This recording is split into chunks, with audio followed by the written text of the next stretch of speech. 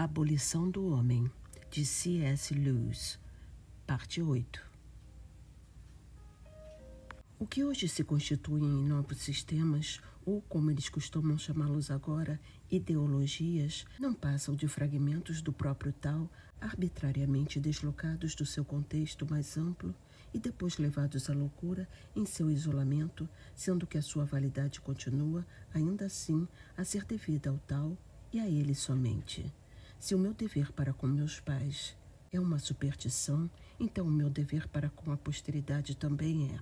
Se a justiça é uma superstição, então o mesmo vale para o meu dever para com meu país ou minha raça. Se seguir no rastro do conhecimento científico é um valor real, o mesmo vale para a fidelidade conjugal. A rebelião de novas ideologias contra o tal é a rebelião dos ramos contra a árvore.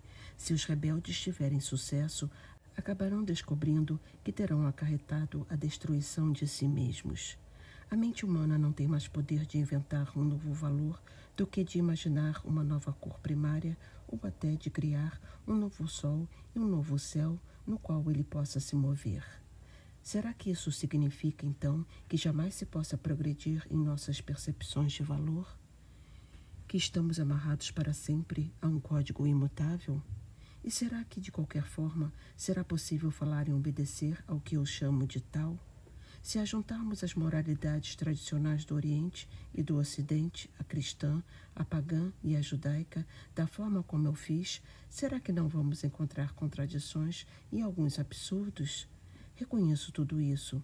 Sempre será necessária alguma crítica, alguma remoção de contradições, até mesmo algum desenvolvimento real, mas não há dois tipos muito diferentes de crítica.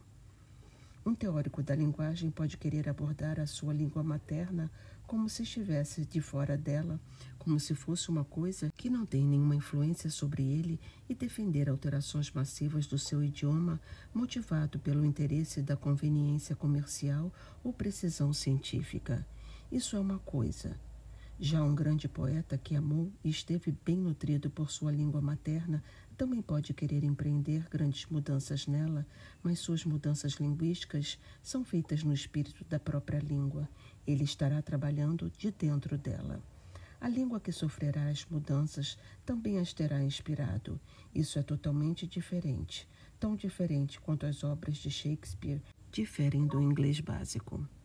Trata-se da diferença entre alterações feitas a partir de dentro e de fora de algo, entre o orgânico e o cirúrgico. Da mesma forma, o tal admite o desenvolvimento a partir de dentro. Há uma diferença entre o avanço moral legítimo e a mera inovação. Do não faça aos outros o que não gosta que façam a você, de Confúcio, para o dito cristão, em tudo façam aos outros o que vocês querem que eles lhe façam, há um avanço real. A moralidade de Nietzsche é mera inovação. O primeiro exemplo é um avanço porque ninguém que não tenha admitido a validade da velha máxima poderia ver na razão o motivo para aceitar a nova, e qualquer um que aceite a velha reconheceria na hora a nova como uma extensão do mesmo princípio. Caso a rejeitasse, seria por considerá-la supérflua, como algo que foi longe demais, não como diferente de suas próprias ideias de valor. No entanto, a ética nietzschiana só pode ser aceita se estivermos dispostos a destruir todas as morais tradicionais e descartá-las como equivocadas, colocando-nos depois numa posição a partir da qual não podemos encontrar fundamento para quaisquer juízos de valor. Trata-se da diferença entre alguém que nos diga: se você gosta que os seus legumes estejam moderadamente frescos, por que então não os planta por si mesmo para tê-los perfeitamente frescos? E alguém que diz: jogue fora aquele pão e experimente comer tijolos e centopeias no lugar. Aqueles que entendem o espírito do tal e que foram levados por esse espírito podem modificá-lo em direções que esse mesmo espírito demanda. Só eles podem saber que direções são essas. A pessoa que está de fora nada sabe acerca do assunto. Suas tentativas de alteração, como vimos, são contraditórias. Assim, longe de estar em condições de harmonizar discrepâncias na sua letra, penetrando no seu espírito, ela se agarra a algum mero preceito isolado em que os acidentes do tempo e do espaço tenham, por acaso, chamado a sua atenção e então os leva até as últimas consequências. Por nenhum motivo particular. A única autoridade para modificar o tal vem de dentro do próprio tal. Isso é o que Confúcio quis dizer quando afirmou que é inútil buscar conselho daqueles que seguem um caminho diferente. Eis porque Aristóteles disse que só aqueles que foram bem criados podem ter sucesso no estudo da ética. Para o homem corrupto, o homem que se coloca fora do tal, o ponto de partida exato dessa ciência se torna invisível. Ele pode ser hostil, mas não pode ser crítico, nem ao menos saberá do que se trata. Eis porque também foi dito que essas pessoas que não conhecem a lei são malditas. E aquele que não crê deve ser amaldiçoado. Nota de rodapé. João 7:49. O emissor o disse com mais intenções, mas com mais verdade do que ele pretendia. João 13:51. Pode até ser útil ter a mente aberta em questões não essenciais, mas ter a mente aberta em relação aos fundamentos derradeiros, seja da razão teórica ou da prática, é pura idiotice.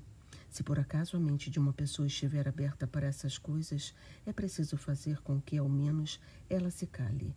Não se deve dizer nada com essa finalidade. Fora do tal, não há base para criticar, seja o tal, seja qualquer outra coisa.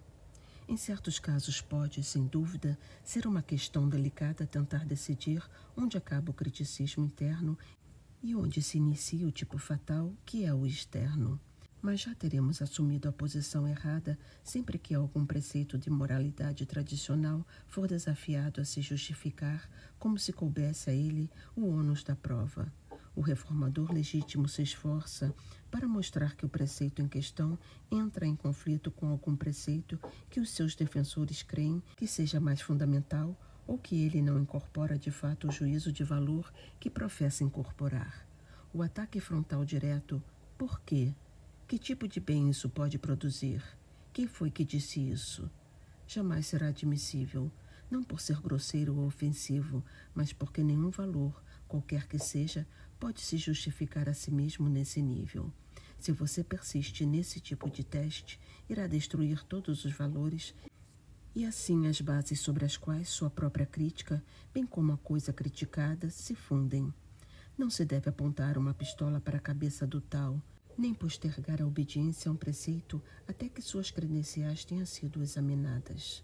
Somente aqueles que praticam o tal podem entendê-lo. É só o homem bem nutrido, o coor gentil, e somente ele que pode reconhecer a razão quando ela aparece. Somente Paulo, o fariseu e o homem perfeito no que diz respeito à lei, é que pôde perceber onde e como a lei tinha deficiências. A fim de evitar mal-entendidos, devo acrescentar que, embora eu mesmo seja um teísta e de fato um cristão, não ensaio aqui qualquer argumento indireto a favor do teísmo. Estou simplesmente alegando que, se é para cultivarmos valores, quaisquer que sejam, temos que aceitar as obviedades mais fundamentais da razão prática como tendo validade absoluta, que qualquer tentativa movida pelo ceticismo de reintroduzir o valor em nível mais baixo, sobre alguma base supostamente mais realista, é condenável. Se essa posição implica uma origem sobrenatural do tal, é uma questão com a qual não estou preocupado aqui.